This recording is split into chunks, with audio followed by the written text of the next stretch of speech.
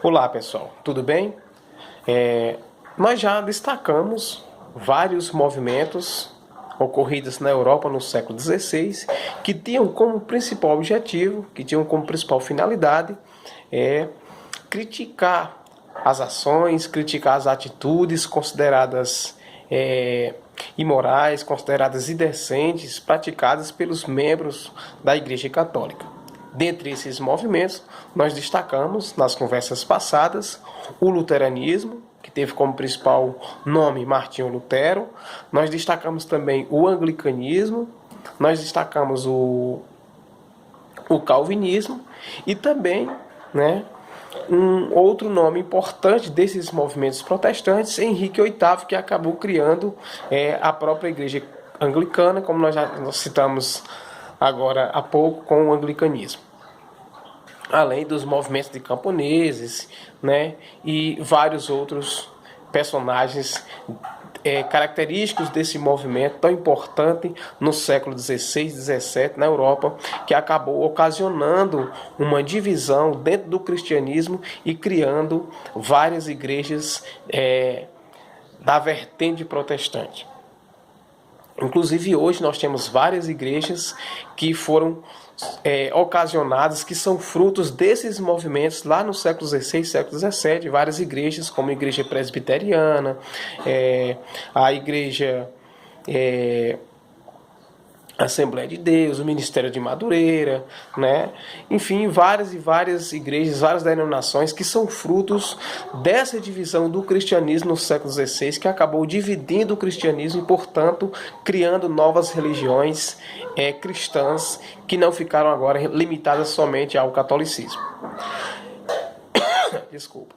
Mas, enfim, com todos esses movimentos, com todas essas críticas à Igreja Católica, era mais que necessário que a Igreja Católica e seus membros não ficassem inertes, ou seja, não ficassem parados vendo o seu número de fiéis sendo reduzidos. Como também era necessário que ela encontrasse meios para fazer com que diminuísse essas críticas que estavam recebendo dos movimentos protestantes. Foi aí que surgiu, portanto, um movimento chamado de Reforma da Igreja Católica, ou também Contra-Reforma Católica. Mas o que foi essa reforma da Igreja Católica, ou o que foi essa contra-reforma da Igreja Católica? Na verdade, essa reforma ou contra-reforma foi um movimento surgido dentro da própria Igreja Católica no século XVI, que vai surgir como uma proposta, que vai surgir como uma resposta às críticas que vinham sofrendo de alguns setores, que vai surgir como uma resposta às críticas de movimentos chamados de humanistas, e de diversos membros da igreja, da própria Igreja Católica e de importantes ordens religiosas. E quais são essas ordens religiosas? Que estavam, portanto, criticando também as atitudes dessa própria Igreja Católica. Nós temos aqui a ordem dos franciscanos, nós temos a ordem dos dominicanos, nós temos a ordem dos agostinhos. E essas ordens, elas acabavam criticando e apelando para que a igreja tivesse mais moralidade, para que a igreja recuperasse, portanto, abre aspas, a sua pureza e a sua força primitiva, que agregasse novos fiéis.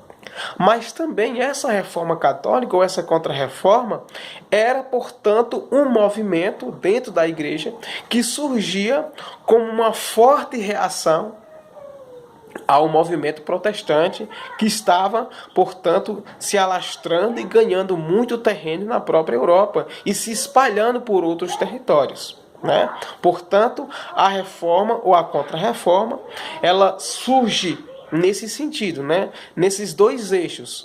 De um lado, a reforma surge porque ela precisa se reinventar, a contra-reforma ela surge porque ela precisa se reinventar e encontrar novas formas de alcançar a sua moralidade perdida, de alcançar a sua pureza também perdida, né, segundo os próprios membros, segundo os estudiosos dos períodos, mas ela também surge, e esse primeiro momento surge como uma forma de se reinventar, né? Mas a reforma também surge como uma resposta ao avanço que a reforma protestante estava conseguindo, né? A partir de Martinho Lutero.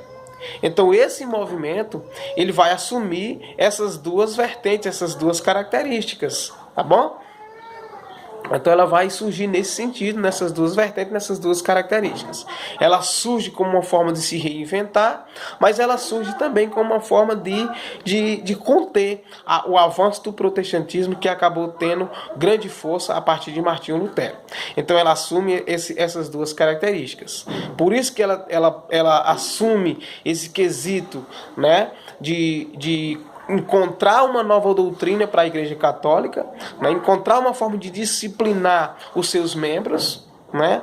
Mas também uma ideia, uma característica de contra-reforma, que procura, portanto, combater e impedir o avanço do protestantismo, ou seja, o avanço dos movimentos protestantes, que acabou tendo muita força com Martinho Lutero, com João Calvino, com João Hus, com Henrique VIII, enfim, com todos esses pessoal que acabou criticando e combatendo muito forte as práticas consideradas erradas por eles da Igreja Católica.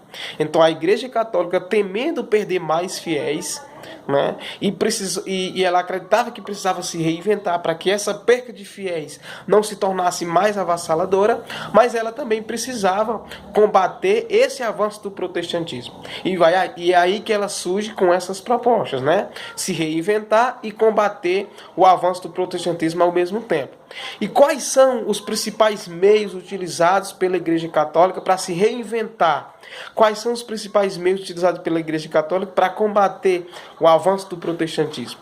Então, os principais meios utilizados por ela, né, vai ser a Companhia de Jesus, a realização do Concílio de Trento, né, e aquelas mais repressivas que vão surgir, que vai ser a Inquisição e a censura através, né, da proibição de livros considerados por eles, né, insanos e que não deveriam circular. Perfeito?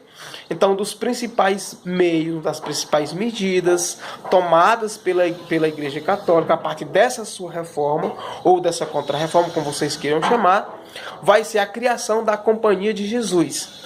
A Companhia de Jesus surge, portanto, dentro desse contexto da Igreja de se reinventar. Não esqueça que nós dissemos no início que a contra-reforma católica ou reforma católica, ela tem duas vertentes. Portanto, a vertente de se reinventar, né, de criar novas doutrinas, né, de buscar uma forma de conseguir mais prestígio junto à sua comunidade de fiéis, junto a parte de setores da sociedade, e a segunda vertente, que é de combater o protestantismo. Então, na primeira vertente, de se reinventar, de adquirir mais prestígios, junto a membros da comunidade e aos seus próprios membros, surge, portanto, a Companhia de Jesus, que vai ser um braço direito da Igreja Católica. E os jesuítas deveriam, portanto, expandir a doutrina católica, deveria expandir o catolicismo ao redor do mundo, né? E ela vai contar para isso com uma estrutura muito forte, muito poderosa, e uma estrutura de hierarquia, ou seja, aqueles que mandam mais e os que mandam menos, uma estrutura de hierarquia também muito rígida, muito forte, né? Então os jesuítas vão, portanto, ser os principais responsáveis pelo processo de catequização, né, das populações nativas, no caso aqui no Brasil, catequização dos povos nativos ou povos indígenas, como vocês queiram chamar, né, do continente americano e no Brasil, né, principalmente. E a Companhia de Jesus, os jesuítas vão utilizar um sistema de rotinas e de celebrações religiosas regulares também muito forte, né? A Companhia de Jesus, por exemplo, vai conseguir converter um grande número de pessoas nos territórios coloniais europeus. Eu lembro a vocês que a Companhia de Jesus, dentro dessa vertente da Igreja Católica de adquirir mais prestígio, de se reinventar, de conseguir adquirir mais fiéis, essa Companhia de Jesus vai ser também uma das principais responsáveis pela destruição da cultura, né, dos povos nativos aqui no Brasil, pela destruição da cultura dos povos indígenas. Perfeito? Então a Companhia de Jesus surge dentro dessa primeira vertente da Reforma Católica, né? E ela vai ser a principal responsável pela catequização dos povos nativos no continente americano, e aqui no Brasil a principal responsável pela catequização dos povos nativos e dos povos indígenas, e também pela destruição da sua cultura, da sua forma de organização, enfim, vai ser uma das principais responsáveis pela matança também dos povos nativos e dos povos indígenas. Agora, dentro do quesito, dentro da estratégia de combater e de bater de frente com o movimento protestante, nós vamos ter o Tribunal da Inquisição ou o Tribunal do Santo Ofício. Tá bom? A Inquisição que foi construída pelo Tribunal do Santo Ofício. Qual era o objetivo dessa Inquisição ou desse Tribunal do Santo Ofício? Então, essa instituição, criada pela Contra-Reforma, ela tinha como principal finalidade combater o desvio de fiéis católicos e a expansão de outras vertentes, de outras denominações religiosas. Ou seja, o Tribunal da Inquisição e o Santo Ofício, ela tinha dois objetivos muito nítidos: combater e evitar o desvio de fiéis. Que é isso? Você evitar que católicos, né, se desviassem das doutrinas da Igreja Católica, evitar que católicos fossem para outras denominações religiosas, ou seja, deixassem o catolicismo. Mas ela tinha também o objetivo de combater a expansão do protestantismo, tá bom? Ela tinha esse objetivo. Além disso, ela tinha como finalidade perseguir os protestantes, ou seja, perseguir e torturar aquelas pessoas que não seguiam mais as doutrinas católicas. A Santa Inquisição também combateu os judeus, combateu também islâmicos, que eram considerados por eles, católicos, pecadores e infiéis.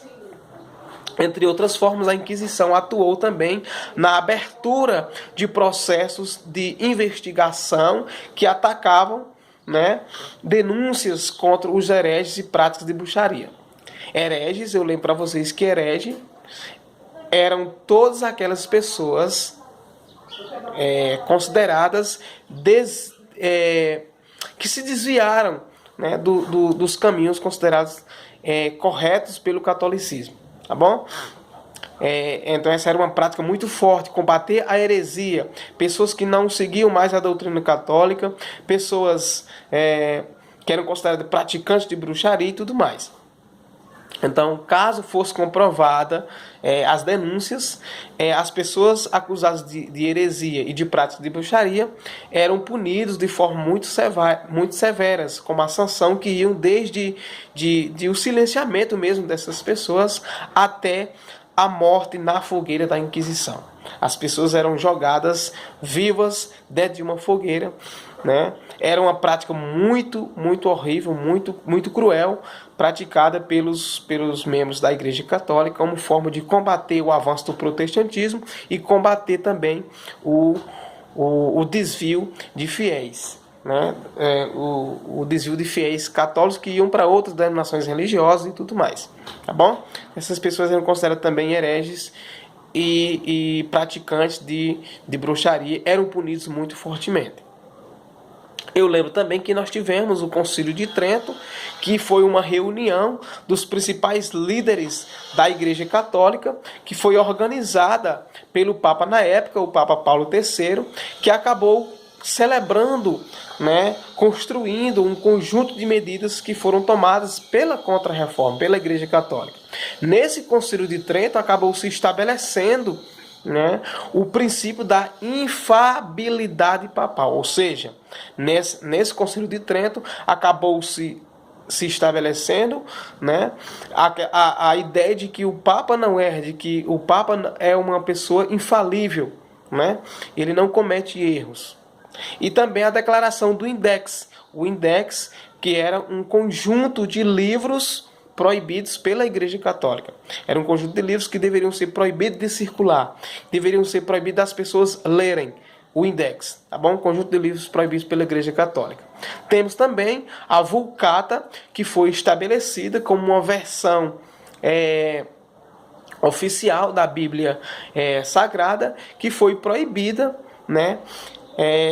A venda também de indulgência e todas as doutrinas católicas foram reafirmadas. Ou seja,